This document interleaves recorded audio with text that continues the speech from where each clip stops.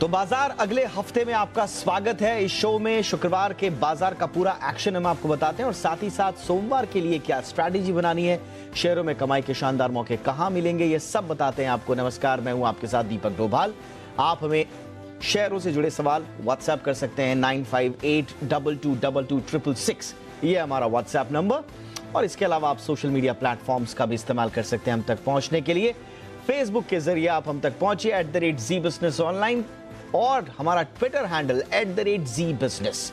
आप अपने सवाल हमें भेज सकते हैं और हाँ, हैशटैग याद रखिएगा, हैशटैग बाजार आज और कल लिखना न भूलें। और मेरे साथ कल की अगले हफ्ते की जो सोमवार की स्ट्रैटेजी है उस पर बातचीत करने के लिए हमेशा की तरह जी बिजनेस के मैनेजिंग एडिटर अनिल सिंह भी मौजूद हैं और साथ ही साथ एक खास मेहमान ट्रेडस्विफ्ट ब्रोकिंग के डायरेक्टर संदीप जैन साहब हमारे साथ जुड़ चुके हैं। संदीप जी, बहुत बहुत स्वागत है। लेकिन सोमवार की तैयारी के लिए आपको क्या करना है, सबसे पहले ये जानेंगे हम जी बिजनेस के मैनेजिंग एडिटर अनिल सिंह जी से। इस और ट्रेडस्विफ्ट ब्रोकिंग के डायरेक्टर तो हैं ही हमारे साथ संदीप जी। लेकिन सबसे पहले मार्केट में आज का पूरा एक्शन देख लेते हैं कि कैसा रहा मार्केट, क्या बाजार में क्या किस तरह का एक्शन रहा। तो बाजार लगातार दूसरे दिन घरेलू शेयर बाजार बढ़त के साथ बंद हुए। कारोबारी हफ्ते के आखिरी दिन 1 घंटे में ऑटो और ऑयल एंड गैस शेयरों में खरीदारी से कारोबार के अंत में सेंसेक्स 203 अंक चढ़कर 59,960 के स्तर पर बंद हुआ। वहीं निफ्टी में 50 अंकों की तेजी रही। आज के कारोबार में अगर सेक्टोरल इंडेक्स देखें तो केवल निफ्टी ऑटो और निफ्टी ऑयल एंड गैस में बढ़त रही। हालांकि Nifty bank, IT, metal, realty और फार्मा में बड़ी गिरावट रही। शुक्रवार के कारोबार में मारुति टॉप गेनर रहा है।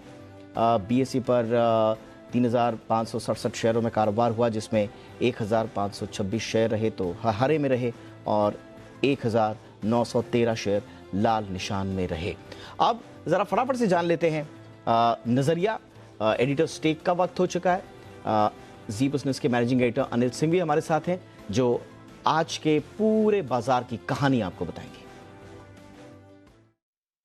हफ्ते के आखिरी दिन भारतीय बाजारों में बड़ा मिला जुला सा कारोबार दिखा। आज नवंबर सीरीज की शुरुआत थी और शुरुआती कारोबार में संकेत दुनिया भर के बाजारों से मिले जुले थे। डाउ मजबूती के साथ बंद हुआ तो नेस्डेक रहा कमजोर। बाकी सारे संकेत बॉन्ड यील्ड को लेकर, डॉलर इंडेक्स को लेकर, कच्चे तेल को लेकर स्टेबल थे। अब नई सीरीज की शुरुआत होनी थी। शुरुआत हल्की सुस्ती के साथ हुई, खुले फिर थोड़े से नीचे की तरफ आए। दिन भर थोड़ा ऊपर नीचे ट्रेड करने के बाद वैसे आज 17,800 के ऊपर निकलकर काफ़ी देर टिकने का काम किया भी, ब्रेकआउट देने की कोशिश भी हुई। लेकिन पिछले 4 ट्रेडिंग सेशन की तरह आज भी वैसे ही हुआ, प्रॉफिट बुकिंग आ गई। लेकिन आज फ़र्क इतना हुआ कि आखिरी 1 घंटे में बढ़िया रिकवरी आई और इस रिकवरी की लीडरशिप आई रिलायंस से और मारुति के दमदार नतीजों से। इन दोनों के चलते निफ्टी 17,700 के आसपास से रिकवर होकर फाइनली 17,800 के बेहद करीब बंद हो पाया और ये पूरी जो तेजी बनी है अब तक की 16,800 से लेकर उसकी सबसे बेस्ट क्लोजिंग आज हमें निफ्टी पर मिली है। लेकिन बैंक निफ्टी उतना सौभाग्यशाली आज था नहीं। 2 बैंक SBI और ICICI बैंक, इन्होंने जमकर दबाव बनाया और बैंक निफ्टी 300 पॉइंट नीचे बंद हुआ। तो ऐसा कम देखने को मिलता है आजकल कि बैंक निफ्टी 300 पॉइंट नीचे बंद हो, निफ्टी 50 पॉइंट ऊपर बंद हो और सेंसेक्स 200 पॉइंट ऊपर बंद हो, यानी कि अलग अलग दिशा में। सो बैंक निफ्टी पर दबाव रहा लेकिन 41,000 के आसपास फाइनली बंद होने में कामयाब रहा। तो एक अच्छी तेज दौड़ लगाने के बाद थोड़ी प्रॉफिट बुकिंग, थोड़ा कंसोलेशन।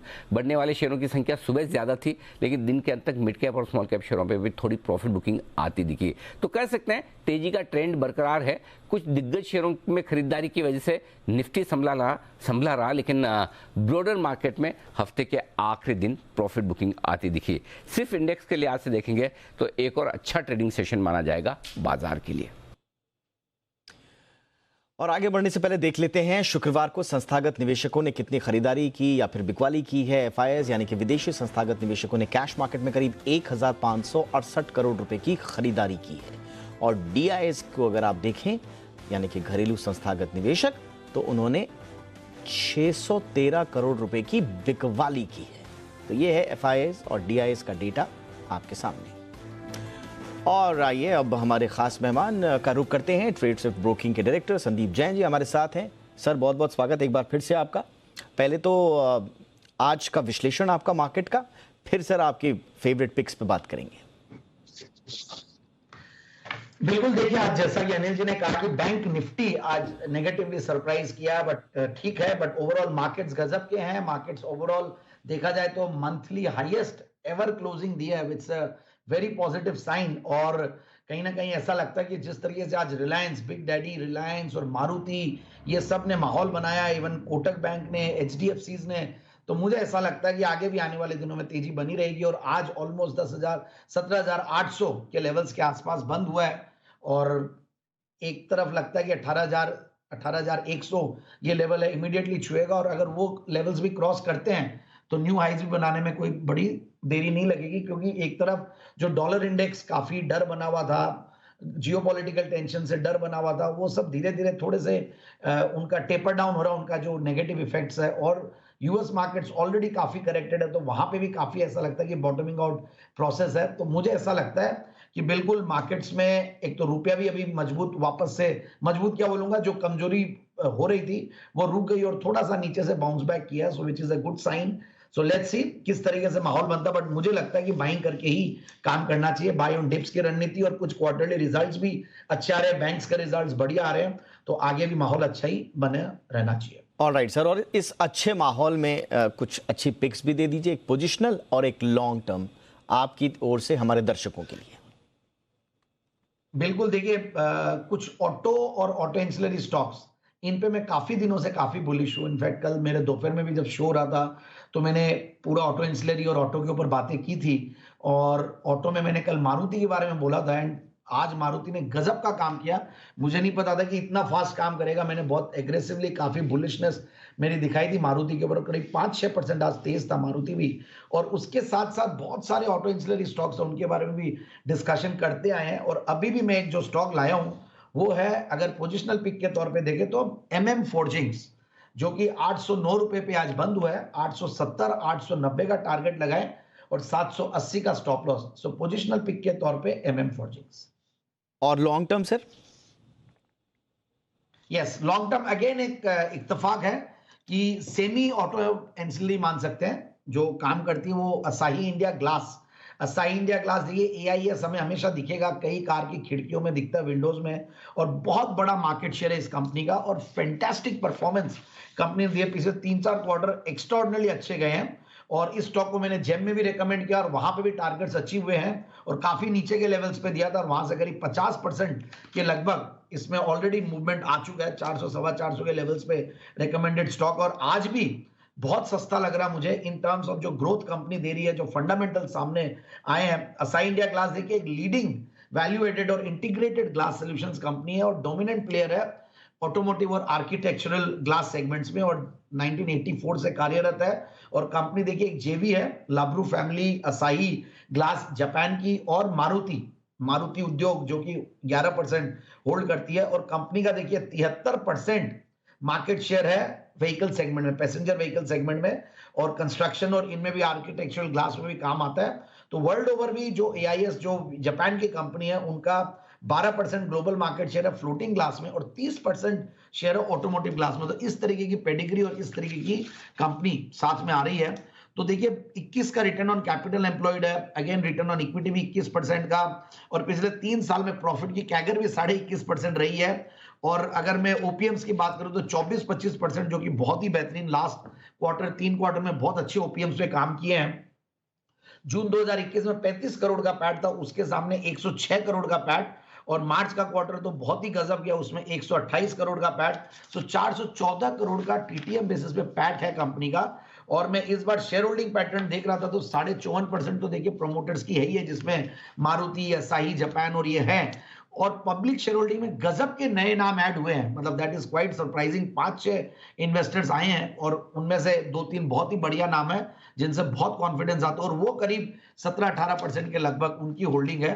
तो मुझे ऐसा लगता है कि स्टॉक को बिल्कुल इन लेवल्स पे लेना चाहिए, और 690 का टारगेट लगाए आने वाले 6 से 9 महीने के लिए। चलिए, तो MM फोर्जिंग्स पोजिशनल पिक 809 का लेवल है फिलहाल, टारगेट रखना है आपको 870 890 का, और स्टॉप लॉस लगाना है 780 का। ये है आपके लिए पोजिशनल पिक।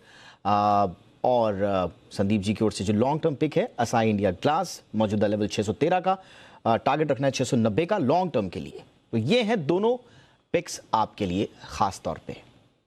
और कुछ कॉलर्स का रुख कर लेते हैं जो हमारे साथ जुड़ रहे हैं, और जिन्होंने अपने सवाल भी भेजे हैं उनके भी हम सवाल लेंगे। लेकिन इस वक्त हमारे साथ साक्षात हमारे कॉलर ब्रजनाथ दत्ता जी जुड़ चुके हैं कोलकाता से।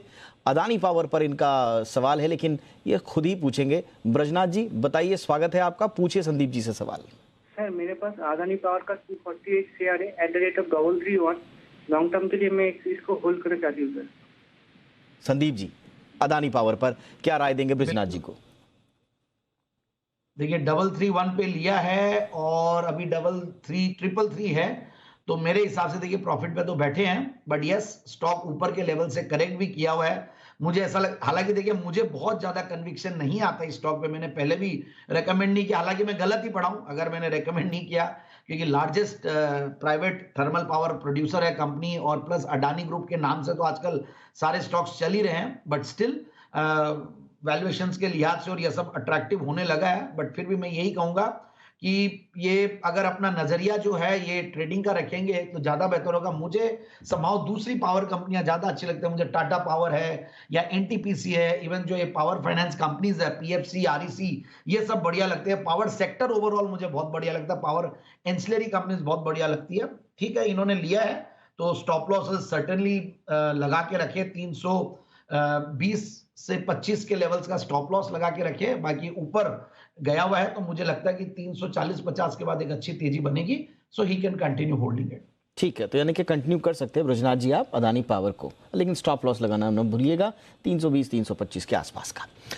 शैलेंद्र कुमार निगम का अगला सवाल है, लखनऊ से जो भेजा गया है, एसकेएम एग्स 230 शेयर इनके पास, 117 का भाव, इनके लिए क्या राय संदीप जी? देखिए वेरी फ्रैंकली मैं ये स्टॉक ट्रैक नहीं करता, तो मेरी राय इस पे बहुत ज्यादा अच्छी नहीं रहेगी, तो स्किप करेंगे तो ज्यादा बेहतर रहेगा क्वेश्चन को। ऑलराइट, आगे बढ़ते हैं। अमृतेश सिंह कोइलवर बिहार से इन्होंने भेजा है, टीटीएमएल अपन की क्वेरी है सर, 1000 से ऊपर इनके पास शेयर हैं, भाव है इनका 129 का, अमृतेश जी को क्या करना चाहिए? आज बहुत टफ सवाल आ रहे हैं बट जैसा भी है कई बार कोई स्टॉक जिसपे ज्यादा अपन कन्विक्शन के साथ नहीं बोल पाते वो स्टॉक्स आते हैं सामने तो थोड़ा वो लगता है। बाकी देखिए टीटीएमएल में भी स्टोरीज हैं, काफी ऊपर के लेवल से करेक्ट हुआ है और अब बहुत सारे इनके पास वो है, तो मेरे हिसाब से अभी इन लेवल्स पे एक बार होल्ड किया जा सकता है। काफी करेक्ट कर चुका ऊपर के लेवल से और यहाँ पे कंसोलिडेट भी कर रहा है, तो ये सर्किट टू सर्किट काम करता है ये स्टॉक, तो थोड़ा ये भी इनको ध्यान रखना पड़ेगा, मेरे हिसाब से होल्ड करें। ऑलराइट सर, शिवांशु जादौन जी का अगला सवाल है सर, फरीदाबाद से इन्होंने भेजा है, और इस पे तो सर आप सिद्धहस्त हैं इस शेयर पर, एक्सिस बैंक सर 100 शेयर इनके पास, 870 का भाव है, इस पर दे दीजिए बढ़िया राय।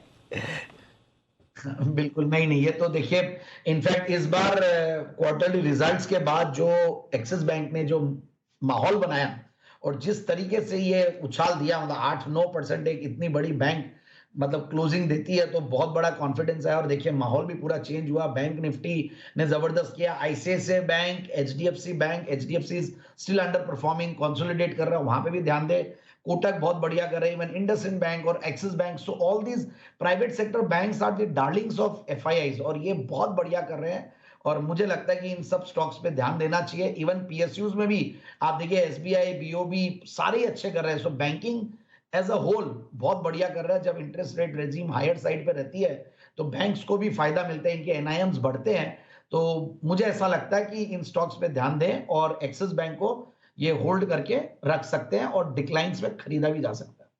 तो शिवांशु जी को सलाह संदीप जी की एक्सिस बैंक आप होल्ड कर सकते हैं।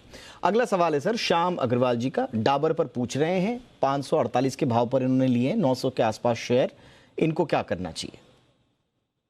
नहीं बिल्कुल, डाबर तो बादशाह मसाला को टेक ओवर किया और वैसे भी देखिए वन ऑफ द बादशाह है ये एफएमसीजी सेक्टर का, और हर्बल और इन सब की जो ड्राइव है उस चीज को ये राइड करते हैं, तो डाबर संभाव बहुत ज्यादा परफॉर्म भी नहीं किया, एफएमसीजी सेक्टर एज सच बहुत ज्यादा परफॉर्म नहीं किया और ऊपर के लेवल से करेक्ट भी किया हुआ है, तो मुझे कोई बहुत ज्यादा डाउनसाइड भी नहीं लगती है। इस स्टॉक को बिल्कुल लेना चाहिए इन लेवल्स पे, और नीचे आए तो घबराना नहीं है, वापस से इसको एवरेज भी करना है। दो वैल्यूएशंस के लिहाज से देखिए सब महंगे ही मिलेंगे, बट कंपनीज में जो सेफ्टी और जो एक डिफेंसिवनेस का जो एक बेनिफिट है वो हमेशा रहेगा। और रूरल इंडिया भारत की स्टोरी बहुत जबरदस्त दिखती है इन सब में।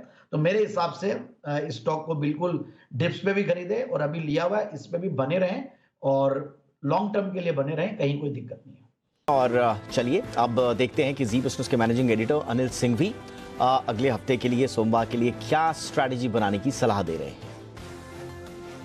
भारतीय बाजारों के बंद होने के वक्त डाउ फ्यूचर्स 50 पॉइंट नीचे ट्रेड करते दिख रहे थे और नेस्डेक फ्यूचर्स तो 125 पॉइंट 150 पॉइंट नीचे ट्रेड कर रहे थे। तो देखते हैं आज अमेरिका में किस तरह का सेशन होता है और सोमवार सुबह अमेरिकी फ्यूचर्स किस तरह के संकेत देते हैं। ग्लोबल मार्केट्स हमें डॉलर इंडेक्स, बॉन्ड यील्ड, कच्चे तेल के दाम भी देखने और समझने होंगे। लेकिन जहां तक हमारे अपने बाजारों का सवाल है, सीरीज की शुरुआत में एफआईज की इंडेक्स लॉन्ग पोजीशन 60% के आसपास ऑलरेडी है। तो पहले दिन एफआईज ने अपनी पोजीशन किस तरह की बनाई है वो देखना है इंटरेस्टिंग और अहम होगा। अब आइए सपोर्ट लेवल के लिहाज से नीचे की तरफ 17,650, 17,725 सोमवार के लिए भी पहले सपोर्ट के तौर पर काम करेगा और असली कमजोरी तभी होगी जब आप 17,650 के नीचे जाकर ट्रेड करना शुरू करें। जब तक ये नहीं करते हैं तब तक डरने घबराने की जरूरत है नहीं। ऊपरी स्तरों पर 17,875, 17,975 ये वो रेंज है 100 पॉइंट की जहां तक जाने की कोशिश हो सकती है, यानी कि 18,000 की नजदीक। अब आइए बैंक निफ्टी 41,000 पर हम बंद हुए। जो अब इंपॉर्टेंट सपोर्ट बैंक निफ्टी पर मिलकर आएगा आपको वो आता है 40,650 से 40,800 की रेंज में और ऊपरी स्तरों पर 41,300, 41,500 ये वो रेंज है जहां पर प्रॉफिट बुकिंग आने की पूरी संभावना रहेगी। तो अगले हफ्ते भी भरपूर एक्शन स्टॉक्स के लिहाज से दिखेगा क्योंकि रिजल्ट सीजन अपने पूरे जोर पर चलेगा और उसी का एक्शन आपको बाजार में नजर आएगा। तो रिजल्ट सीजन अपने शबाब पर होगा और अगले हफ्ते दिखेंगे भरपूर एक्शन मार्केट में। अब ऑप्शन की स्ट्रैटेजी बताने के लिए हमारे साथ जुड़ चुके हैं मोतीलाल ओसवाल के चंदन तापड़िया जी। चंदन जी बहुत बहुत स्वागत। सर बताइए सोमवार को ऑप्शंस के जरिए कहां बन रहे हैं मौके। जी नमस्कार। देखिए बाजार में ओवरऑल स्ट्रेंथ है, हर डिक्लाइन पे बाइंग आ रहा है। ऊपर में थोड़ा सा फॉलोअप मिसिंग है बट जिस हिसाब से सस्टेन बाइंग है ओवरऑल यही अंदाज है कि मार्केट ऊपर में 18,088 के लेवल होना चाहिए। तो यहाँ पे हम बाय ऑन डिक्लाइन की रणनीति इंडेक्स में बना रहे हैं और हमारा मानना है कि सिलेक्टिव स्टॉक्स यहाँ पे परफॉर्म करेंगे। अब स्टॉक्स की तरफ फोकस करेंगे तो देखिए सिलेक्टिव हॉस्पिटल और फार्मा काउंटर्स यहाँ पे परफॉर्म कर रहे हैं। स्पेशली आप अपोलो हॉस्पिटल की बात करें, सिंजिन की बात करें तो इसमें से मैंने अपोलो हॉस्पिटल को सेलेक्ट किया है। स्टॉक ने काफी अच्छा मोमेंटम देखा है, मेजर ट्रेंड पॉजिटिव है और जिस तरह का पैटर्न बना है यहाँ पे मौजूदा लेवल से 3-4% की रैली बननी चाहिए। तो अपोलो हॉस्पिटल का अगली सीरीज का यानी कि मंथली सीरीज का 4600 का कॉल लेने की सलाह रहेगी। 158 के आसपास बंद हुआ है, इसको आप ले। 115 का सपोर्ट है और हमारा मानना है कि यहाँ पे 200 से 230 रुपए तक के टारगेट छूने चाहिए। दूसरे ट्रेड में यहाँ पे हमने सिलेक्ट किया मारुति। लेकिन निफ्टी ओवरऑल स्ट्रॉन्ग है और मारुति के शानदार मोमेंटम और रिजल्ट के बाद यहाँ पे लग रहा है कि मोमेंटम और बनेगा और कहीं ना कहीं ये काउंटर 9800 और 10,000 की जो लाइफ टाइम हाई से कुछ पॉइंट रह गया था वो छूने के लिए तैयार हो रहा है। तो इसके लिए मारुति का 9,600 का कॉल लेने की सलाह रहेगी। ये कॉल आप कोई भी डी पाए तो लें। 220 का सपोर्ट है, 350 से लेकर 400 रुपए तक के टारगेट आपको मारुति के इस कॉल में मिलने चाहिए। तो अपोलो हॉस्पिटल और मारुति दो बेहतरीन पिक हमारी तरफ से यहाँ पे ऑप्शन में रहेगी। शुक्रिया चंदन जी। अपोलो हॉस्पिटल 4600 की कॉल, टारगेट 230 और मारुति 9600 की कॉल और 400 के 350 से 400 के टारगेट, ये है आपके लिए ऑप्शन की स्ट्रैटेजी। चलिए संदीप जी का रुख करते हैं। संदीप जी इंट्राडे के लिए सोमवार को आपकी पसंदीदा चॉइस। बिल्कुल टाटा कम्युनिकेशन। जब टाटा टेली सर्विसेज की बात हो रही थी तो मेरे दिमाग में टाटा कम्युनिकेशन चल रहा था और मैंने बोला कि मैं वही स्टॉक आज लेके आ रहा हूं। और देखिए 1237 की क्लोजिंग थी, 1270 का टारगेट लगाए और स्टॉप लॉस है 1223 का। और एक मैं डिस्क्लेमर भी देना चाहूंगा, जो भी स्टॉक्स आज हमने डिस्कस किए हैं उसमें मेरी कोई निजी पोजीशन नहीं है और ना ही मेरे डिपेंडेंट रिलेटिव्स के। थैंक यू सर डिस्क्लोजर के लिए और इतनी महत्वपूर्ण सलाह देने के लिए भी आपका बहुत बहुत शुक्रिया। थैंक यू सो मच वक्त निकालने के लिए। तो इसी के साथ बाजार आज और कल में बस इतना ही। बहुत बहुत शुक्रिया। नमस्कार।